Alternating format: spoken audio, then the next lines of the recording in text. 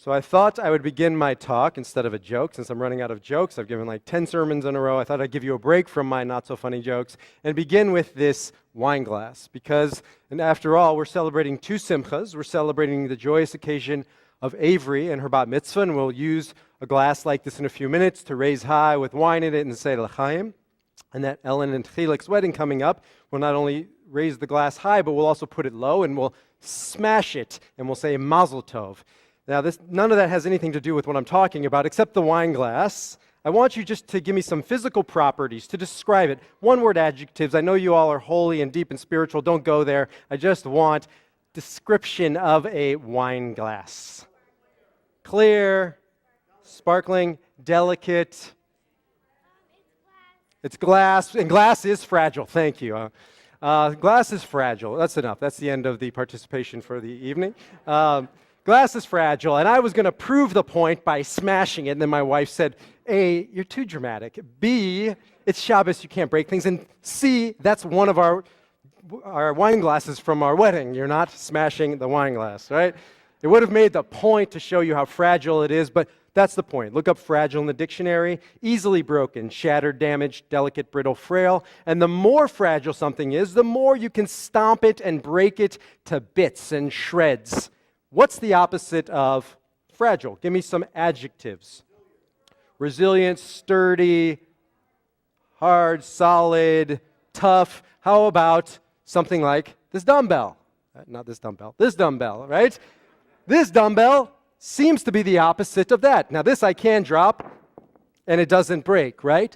But what did we say is the definition of fragile? Something that is broken, and the more fragile, the more broken it becomes. So the opposite of fragile has to be the exact opposite, which is if I were to drop something, it's not that it holds its ground, it's that it gets better and bigger and stronger. I could sit here until the end of the day dropping this, and this is the end of the day is still just a dumbbell. It does not grow. We don't have a word in the English language for the opposite of fragile. Think about it. Resilient and robust, that's not exactly what they mean. There's a great book out right now called Anti-Fragile. Things That Gain from Disorder by Nassim Nicholas Taleb. Great author. He wrote a business book called Black Swan. And in this new book, Anti-Fragile, he makes the following point. Some things benefit from shocks. They thrive and grow when exposed to volatility, randomness, disorder, and stressors. Yet, in spite of the ubiquity of this phenomenon, there's no word for the exact opposite of fragile. Let us call it anti-fragile. Anti-fragility is beyond resilience and robustness.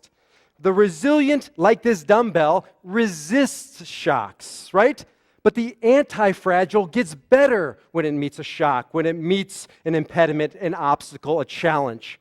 This is not anti-fragile, right? This doesn't get better every time you drop it. The stuff in our life, the stuff that we fill our lives with, is usually not anti-fragile. And I think that's partially why we don't have a word for anti-fragile. Think about the gadgets and the cars and the houses that we own, right? They don't get better with age. They depreciate. Wear and tear doesn't make them better. Time doesn't make them stronger. Collisions only leave them in disrepair. You can drop your iPhone into the toilet, trust me on this one, and it doesn't sound better when it dries out. You can crash your car 3-4 times into immovable objects, and you can also trust me on this one, that no matter how good Prime Collision and Rosenberg can fix your car, and they can fix it, they can't make it better than it originally was. And your house and your things and your stuff in life eventually and ultimately come undone, and they fall apart. Why? Because we live in a world where things come undone, where they fall apart. We ourselves come undone, and we fall apart. Bumps and bruises and cuts and breaks do not make us stronger. Maybe a broken bone heals, and in that spot, it's stronger for a little while, but only a little while, right? Eventually, your hair falls out. Trust me on this one as well. As Wayne Dyer said, he's holding a clump of hair, and he said, what held it in yesterday, right? Skin starts to sag. What held it up yesterday? Hair grows in other places. I wish it were yesterday, right? Cut it, snip it, lift it, tuck it, plug it, all you want, no matter how hard you try. Your body is fragile, and that which is fragile always comes undone, always falls apart. Most everything you can see, touch, taste, hear, or smell, anything engaging the senses is probably going to be fragile, but the opposite is true. Most anything you can not engage with your sight, sense, any of your senses, touch, taste, smell, hear, that is the stuff of anti-fragile. Ideas can be anti-fragile. Love is certainly anti-fragile. Culture, society, dreams, values, ethics, morals, all of those have the ability to collide with something else, to be tested through trials, to grow and not diminish, to become stronger, not weaker, to become more beautiful, not less. So many things are truly anti-fragile, but nothing is more important or anti-fragile than what we read about in today's Torah portion. We read about Korah, and Korah is the leader or a wannabe leader of the Israelites. If you've been reading about the Israelites over the past few weeks, or you've been joining us or listening to my talks, you've heard about a case study in fragility. The Israelites are about as fragile as they come. They fall apart in almost every single Torah reading we have gone through over the past few weeks. Moses is delayed in coming down the mountain, and they fall apart. They panic. They build the golden calf. Right? A couple weeks ago, they're hungry again in the desert, and they're thirsty again in the desert, and they're kicking and they're screaming and they're crying that manna from heaven is not enough. Last week, we spoke about the 12 spies, 10 of which come back from the land of Israel, spreading a negative report that we can't do this message. And what happens? Once again, the Israelites fall apart. And this week's Torah portion, you have Korah with a fragile ego, leading a fragile people with a fragile rebellion, and ultimately the whole thing falls apart. Why? Because that which is fragile always loses to that which is anti-fragile. And who or what is anti-fragile in today's Torah portion? Moses. Moses is the embodiment of anti-fragile. Why? Because he starts out as fragile like the rest of us, like all of us. He doesn't believe in himself. He has a stutter and thinks he can't be an orator. He is afraid of the Israelites. He's afraid of Moses. He's afraid of God. He's afraid of his own shadow. And yet he grows each and every parsha. And yet he falls back each and every time, right? And he struggles and he succeeds and he fails, but he keeps getting up over and over again.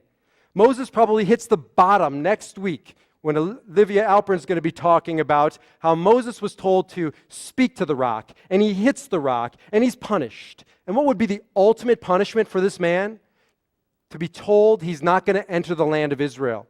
And that's what God does. And instead of rebelling, instead of falling apart and breaking down, what is Moses' response?